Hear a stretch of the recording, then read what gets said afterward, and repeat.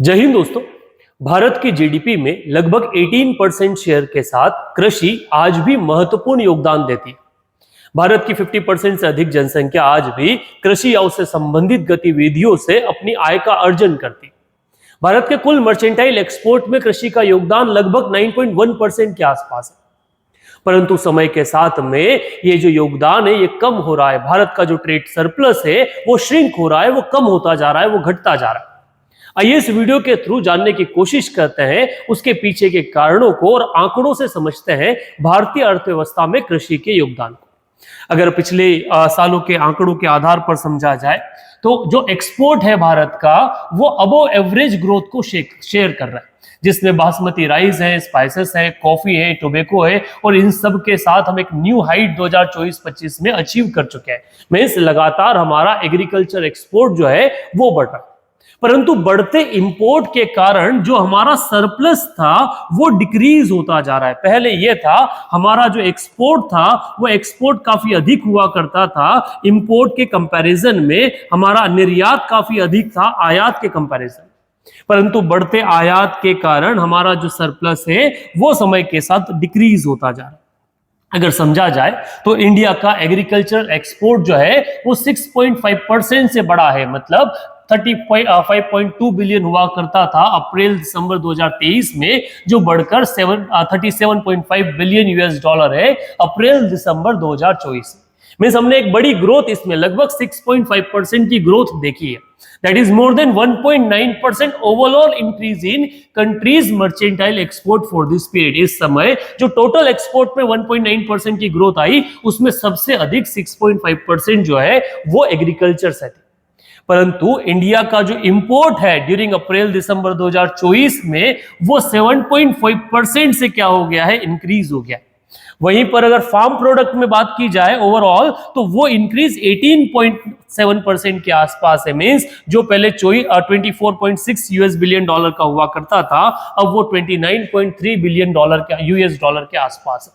ये सबसे बड़ा कंसर्न है। मींस जो पहले आपका 18.7% rise in India's agricultural import, ठीक है, क्योंकि अगर राइस देखा जाए तो सिर्फ 6.5% हुआ निर्यात में, या और आयात में देखा जाए तो वो 18.7% के आसपास है, जो एक बड़ा थ्रेट है इंडिया के सरप्लस को लेकर। Agriculture trade surplus has been reduced from 10.6 billion US dollar to 8.2 billion US dollar in these 9 months में से एक बड़ा डिक्लाइन जो है हमने इस ट्रेड सरप्लस में एग्रीकल्चर को देखा।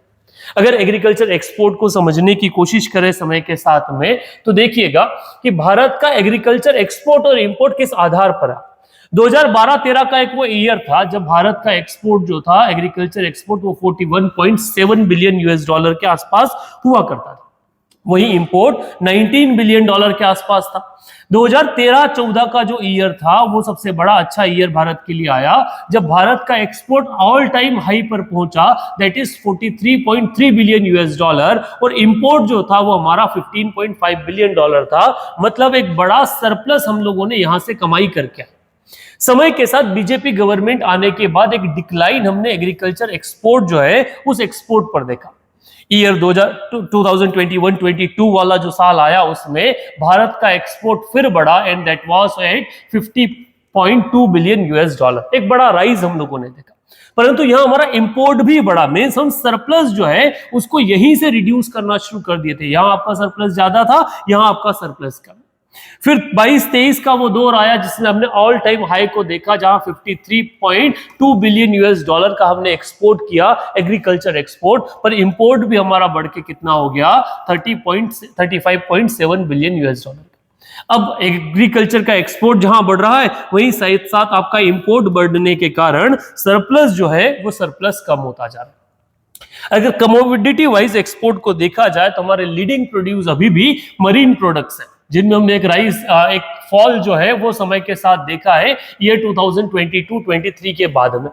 वहीं हमारे बासमती राइस एक बड़ा रोल हमारे एक्सपोर्ट में प्ले करते हैं। Non basmati rice, spices, buffalo meet, tobacco, sugar, fruit and vegetable, process, ये सारा वो एक आइडिया है, मींस एरा है या आइटम्स है जिसमें हमारा एक्सपोर्ट जो है वो लगातार देखा जाता है। वहीं कुछ इंपोर्ट हम लोगों के लिए बड़ी समस्या बन चुका है, और वो इंपोर्ट है वेजिटेबल ऑयल, जो समय के साथ जिसका जो इंपोर्ट है वो बढ़ रहा है, जिसे आप पाम ऑयल के नाम से भी जानते हैं। फिर पल्सेस हो गया, फ्रेश फ्रूट्स हो गए, कॉशे हो गया, स्पाइसेस हुआ, रॉ कॉटन, नेचुरल रबर्स, ये वो है जो भारत का सबसे बड़ा इंपोर्ट फिगर जो है वो एग्रीकल्चर में निकाल कर लेके आता है।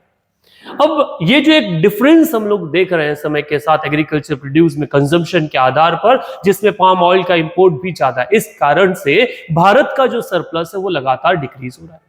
अब इस डिक्रीज होते सरप्लस को लेकर आप क्या ओपिनियन रखते हैं, और किस तरह के मेजर्स गवर्नमेंट ऑफ इंडिया को इससे जुड़े लेने चाहिए, कमेंट बॉक्स में जरूर लिखें।